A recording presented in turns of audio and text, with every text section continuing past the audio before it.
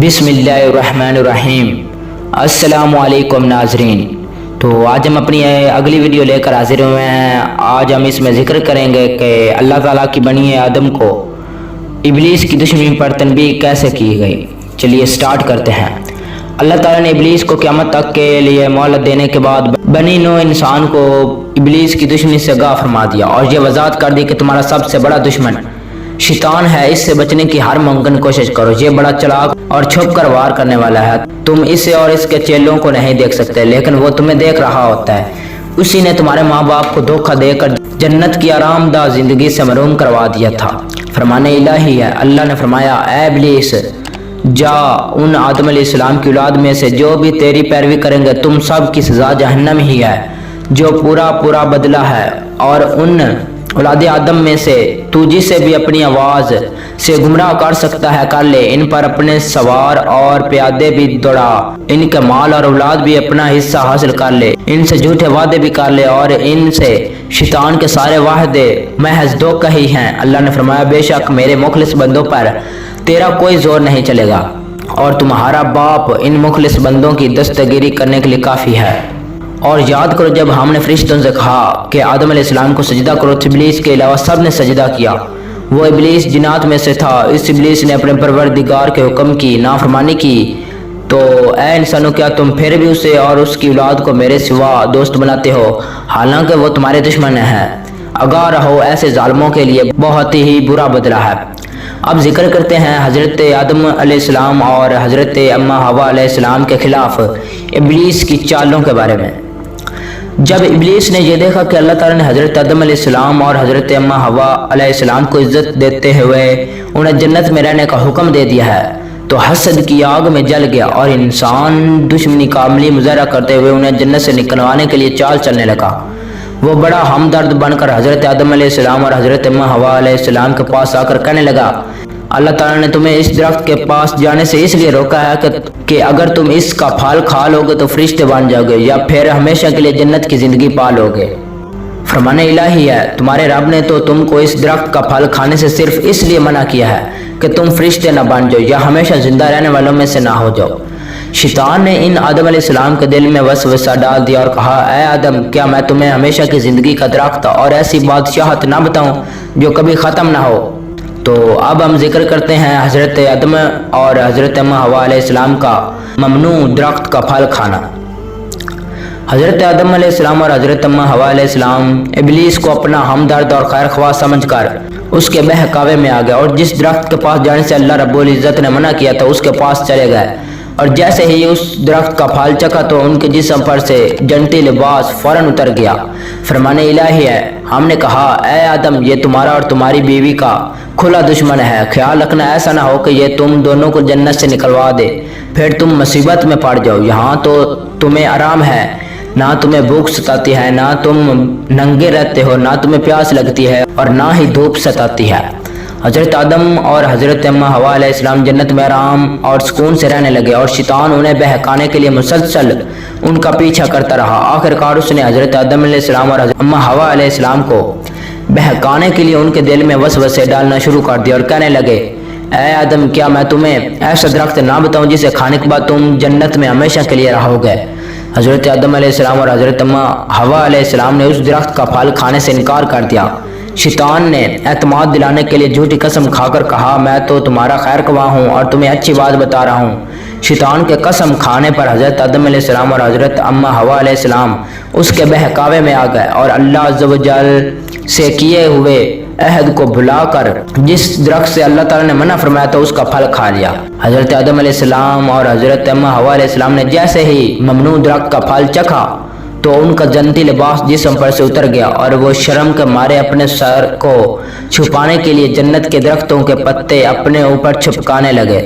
फरमाने इलाही है, फिर शैतान ने उन्हें उस जन्नत से फुसलाकर उन दोनों को वहां जन्नत से निकलवा दिया। फिर शैतान ने उन दोनों के दिलों में वसवसे डाले ताकि उनकी शर्मगाहें जो एक दूसरे से पोशीदा थी दोनों के सामने बेपर्दा कर दे और कहने लगे, तुम्हारे रब ने तो तुमको इस दरख्त से सिर्फ इसलिए मना किया है कि कहीं तुम फरिश्ते ना बन जाओ या हमेशा जिंदा रहने वालों में से ना हो जाओ। इस शैतान ने दोनों के सामने अल्लाह की कसम खाई कि यकीन जानो میں تم دونوں کا سچا خیر خواہ ہوں۔ چنانچہ اس شیطان نے ان دونوں کو دھوکہ دے کر اپنے جال میں پھنسا لیا۔ پھر ان دونوں نے جب درخت کا پھل کھایا تو دونوں کی شرمگاہیں ایک دوسرے کے سامنے بے پردہ ہو گئیں، اور دونوں اپنی شرمگاہوں کو جنت کے پتوں سے ڈھانپنے لگے۔ اور ان کے رب نے ان کو آواز دی، کیا میں نے تم دونوں کو اس درخت سے منع نہیں کیا تھا اور یہ نہیں کہا تھا کہ شیطان تمہارا کھلا دشمن ہے؟ اب ہم ذکر کریں گے حضرت آدم علیہ السلام اور حضرت اماں حوا علیہ السلام کا جنت سے نکالا جانا۔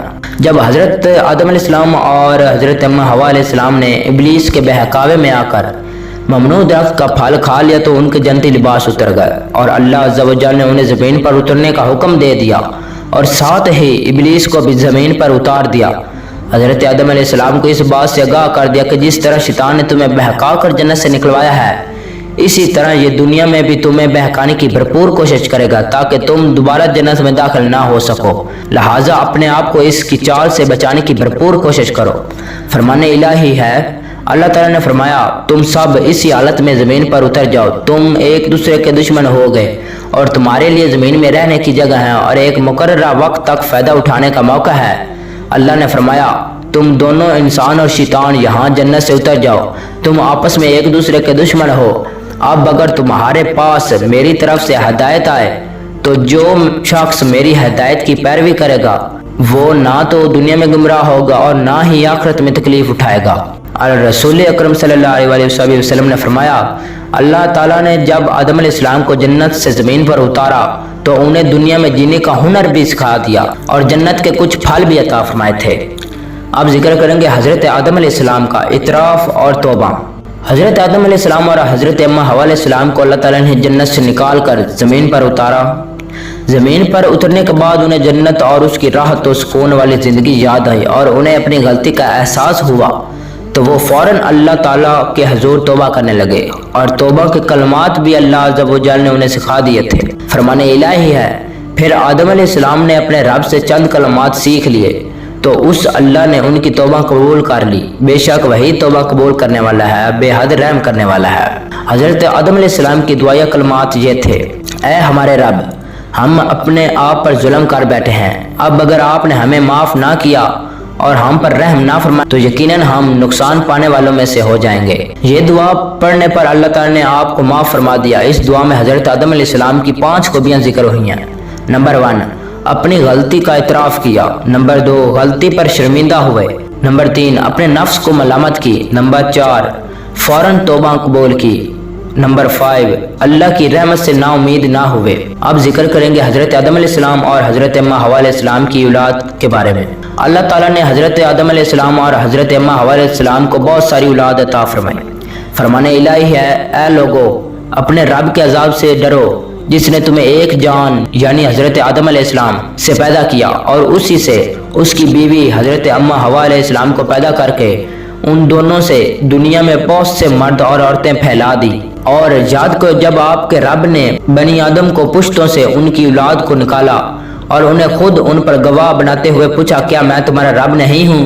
سب نے جواب دیا، کیوں نہیں، ہم سب اس کی گواہی دیتے ہیں کہ آپ ہی ہمارے رب ہیں۔ حدیث سے رسول اکرم صلی اللہ علیہ وسلم ہے کہ جب اللہ تعالیٰ نے آدم علیہ السلام کو پیدا فرمایا تو آپ کی پشت پر ہاتھ پھیرا، قیامت تک پیدا ہونے والی ہر جان آپ کی پشت سے ظاہر ہو گئی۔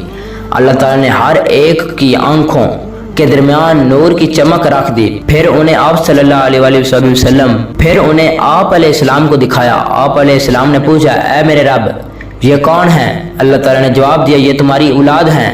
آپ علیہ السلام کو اپنی اولاد میں سے ایک آدمی ایسا نظر آیا جس کی پیشانی کی چمک آپ علیہ السلام کو بہت اچھی لگی۔ آپ نے پوچھا، اے میرے رب، یہ کون ہے؟ اللہ نے جواب دیا، یہ آپ کی اولاد میں سے آخری زمانے کی قوموں میں سے ایک نبی ہے جس کا نام داؤد ہوگا۔ آپ علیہ السلام نے پوچھا، اے میرے رب، آپ نے اس کی عمر کیا مقرر کی ہے؟ اللہ تعالیٰ نے جواب دیا، 60 سال۔ آپ علیہ السلام نے عرض کیا، اے میرے رب، اسے میری عمر میں سے 40 سال عنایت فرما دیجیے۔ جب آدم علیہ السلام کی مقرر عمر ختم ہوئی تو موت کا فرشتہ ان کی روح قبض کرنے کے لیے آیا۔ آپ نے فرمایا، کیا میری عمر میں سے 40 سال باقی نہیں ہیں؟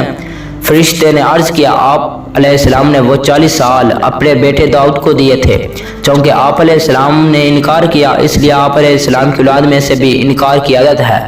آپ علیہ السلام بھول گئے اس لیے آپ کی اولاد بھی بھول جاتی ہے، آپ علیہ السلام سے غلطی ہوئی اس لیے آپ کی اولاد سے بھی غلطی ہوتی ہے۔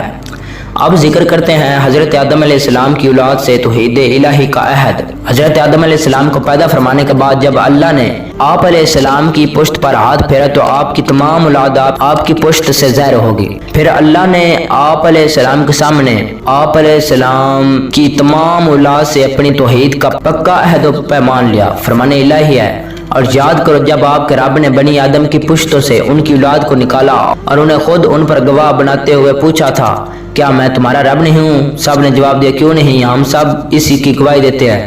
اللہ نے فرمایا، ہم نے یہ عہد اس لیے لیا ہے تاکہ تم لوگ قیامت کے دن یہ نہ کہو کہ ہم تو اس بات سے بالکل بے خبر تھے، یا تم یہ کہو کہ شرک کی ابتدا تو ہمارے باپ دادا نے ہم سے پہلے کی تھی اور ہم ان کے بعد ان کی اولاد ہی تو تھے، پھر کیا آپ ہمیں اس فعل کی وجہ سے ہلاک کر دیں گے جو پہلے گمراہ لوگوں نے کیا تھا۔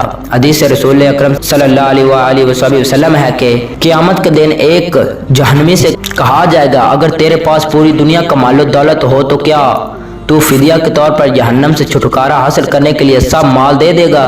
وہ کہے گا جی ہاں۔ تب اللہ تعالیٰ فرمائیں گے، جب تو حضرت آدم علیہ السلام کی پشت میں سے تھا اس وقت میں نے تجھ سے اس سے بھی آسان چیز کا وعدہ لیا تھا کہ میرے ساتھ شرک نہ کرنا، لیکن تو نے پھر بھی شرک کرنے پر ہی اصرار کیا۔ حضرت ابی بن کعب رضی اللہ تعالیٰ عنہ اس فرمان کی تفسیر بیان کرتے ہوئے فرماتے ہیں کہ اللہ نے تمام بنی آدم کو ان کے باپوں کی پشتوں سے نکالنے کے بعد جمع کیا اور انہیں جوڑا جوڑا بنایا، پھر انہیں صورتیں عطا کی اور قوت گوئی بھی عطا فرمائی، پس وہ بولنے لگے۔ پھر اللہ تعالیٰ نے ان سے توحید الہی پر قائم رہنے کے لیے بڑا منصوبہ عہد و پیمان لیا اور انہیں ان کے نفسوں پر گواہ بنایا کہ کیا میں تمہارا رب نہیں ہوں؟ سب نے گواہی دیتے ہوئے کہا جی ہاں، آپ ہی ہمارے رب ہیں۔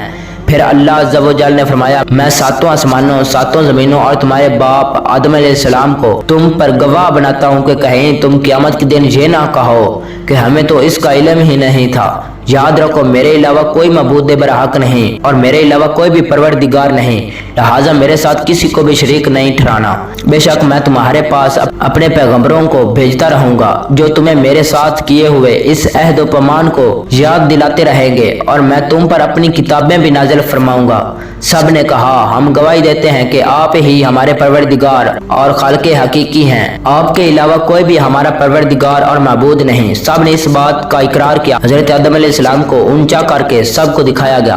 آپ نے دیکھا کچھ مالدار ہیں اور کچھ غریب، کچھ خوبصورت ہیں اور کچھ بدصورت۔ آپ نے عرض کیا، اے میرے پروردگار، آپ نے اپنے بندوں کو ایک جیسا کیوں نہیں بنایا؟ اللہ رب العزت نے جواب دیا، میں نے چاہا کہ میرا شکر ادا کیا جائے۔ آپ نے انبیاء کرام کو دیکھا کہ وہ روشن قندیلوں کی طرح نمایاں ہیں۔ اللہ رب العزت نے ان سے بھی رسالت و نبوت کے متعلق خصوصی عہد و پیمان لیا۔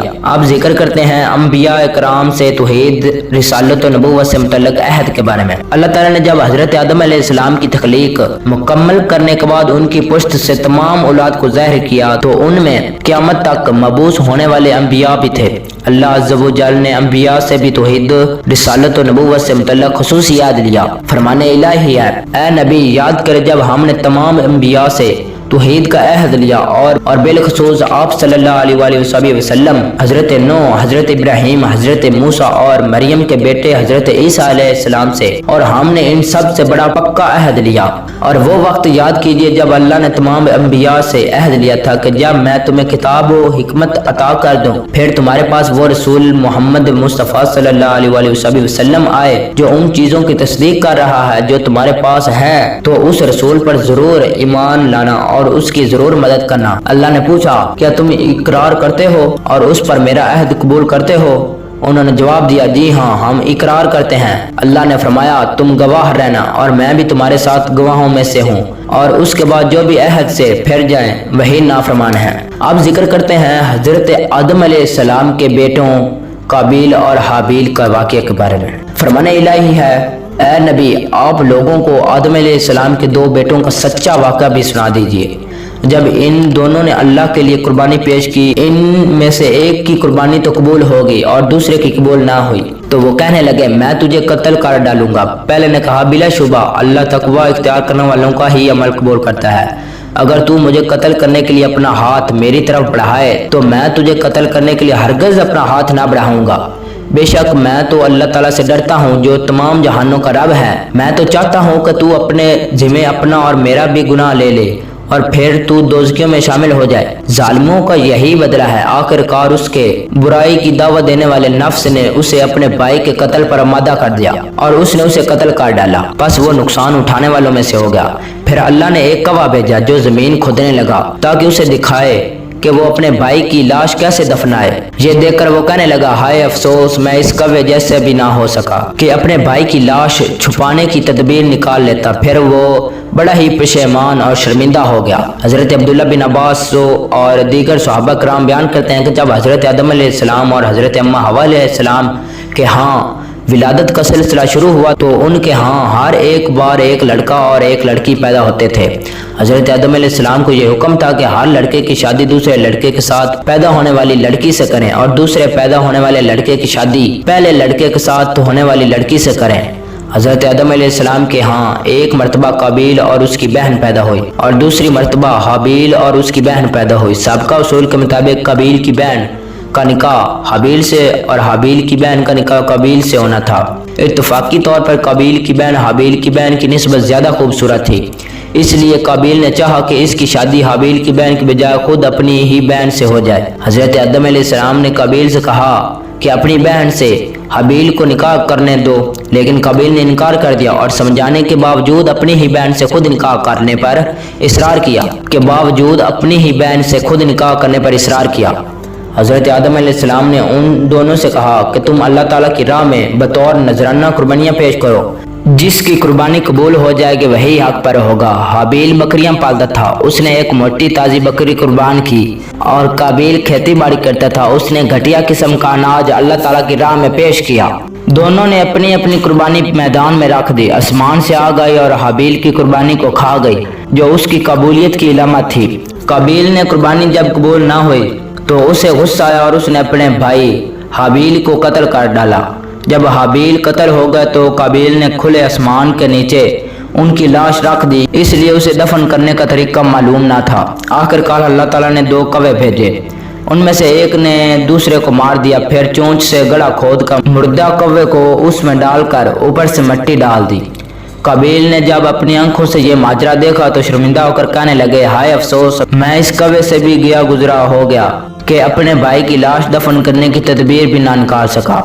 رسول اکرم صلی اللہ علیہ وآلہ وسلم نے فرمایا، جتنے بھی لوگ ناحق قتل ہو رہے ہیں ان کا گناہ آدم علیہ السلام کے بیٹے قابیل کے حصے میں بھی لکھا جا رہا ہے، کیونکہ انسانوں میں قتل کی ریت سب سے پہلے اس یعنی قابیل نے شروع کی تھی، جس نے اسلام میں کوئی اچھا طریقہ رائج کیا، پھر اس طریقے پر عمل کیا گیا تو اس طریقے راج کرنے والے کے لیے عمل کرنے والے کے برابر ہی ثواب لکھا جائے گا اور ان کے ثواب میں کوئی کمی نہیں کی جائے گی۔ اور جس نے اسلام میں کوئی برا طریقہ رائج کیا پھر اس کے بعد اس طریقے پر عمل کیا گیا تو اس طریقے راج کرنے والے کے لیے عمل کرنے والے کے برابر ہی گناہ لکھا جائے گا اور عمل کرنے والوں کے گناہ میں سے کوئی بھی کمی نہیں کی جائے گی۔ اب ہم ذکر کرتے ہیں، یہ ہمارا لاسٹ ٹاپک ہے، اور ذکر کرتے ہیں حضرت آدم علیہ السلام کی وفات کے بارے میں۔